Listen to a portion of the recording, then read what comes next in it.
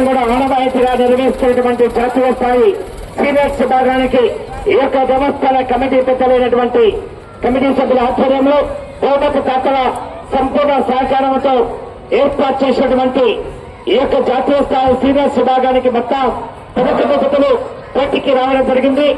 మొదటి బహుమతి కైవసం చేసుకున్న వారు ఎం అక్షరారెడ్డి గారు రాయవర లింగాల మండల నగర్ కర్నూలు జిల్లా వారి చెత్త తాను గబ్బర్ సింగ్ గుత్తలు 3000 అడుగుల దూరాన్ని లాగి మొదటి బహుమతి కైవసం చేసుకున్నారు.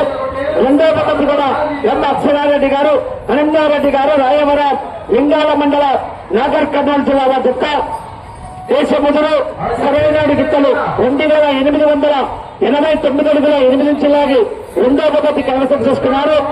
మూడో బహుమతి కట్టుబడి రోలీనాథం గారు అల్లగనూరు మిడ్చడి మండల నంద్యాల జిల్లా వారు శివాజీ రాయలసీమ టైగర్ గిత్తలు 2492 అడుగుల 10 నుంచి లాగి మూడో బహుమతి కైవసం చేసుకున్నారు.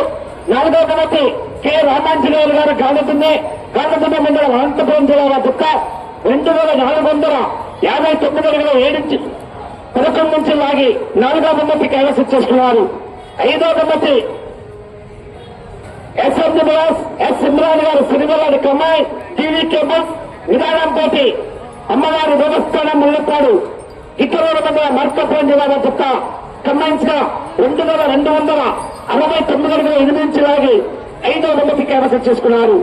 ఆరో బహుమతి టీవీ కేబుల్స్ లాయర్ కృష్ణ గారు దర్గా అది కమాండ్ సయ్యద్ కలాం బాషా గారు ప్రసరావాయి 2200 అడుగుల దూరాన్ని లాగి ఆరో బహుమతి కైవసం చేసుకున్నారు. బహుమతులు 6 బహుమతి రానటువంటి మిగతా 5 జతలకు కూడా గతక 5,000 రూపాయలు కన్సలేషన్ ఏర్పాటు చేశారు.